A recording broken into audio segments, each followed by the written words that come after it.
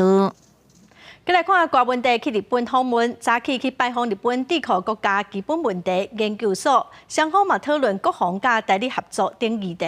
郭文帝伫昨甲日本的前首相麻生太郎见面，说阿准讲麻生是安倍派的领袖。郭文帝今仔是讲伊讲唔对话咯。麻生太郎是自民党麻生派的领袖，甲安倍的关系是真好。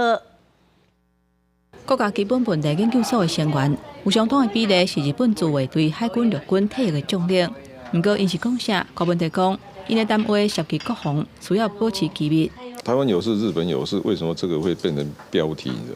因为日本大概97%能源要通过台湾近边的海域嘛，所以对他们来讲，当然他们非常关心台湾的安危嘛，因为这直接影响到日本了。不过外界嘛关注讲，郭文帝初6私底下甲日本前首相麻生太郎见面的时阵，除了无细致讲出麻生伫8月份会访问台湾，嘛甲麻生讲作是安倍派，强批评伊母唔着派系，就亲像咧问导游。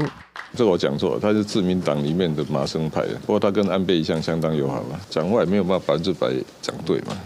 为2024布局，郭文帝积极出访，国内国民党总统参选人侯友宜嘛一直有动作。初6去新德县议会，也来方认为是挺郭台铭这派，科技头人选民地嘛有去。新德市长高虹安嘛有去参加，希望解脱是侯友宜甲郭台铭这两个阵营破冰的开始，让也出现整合的希望。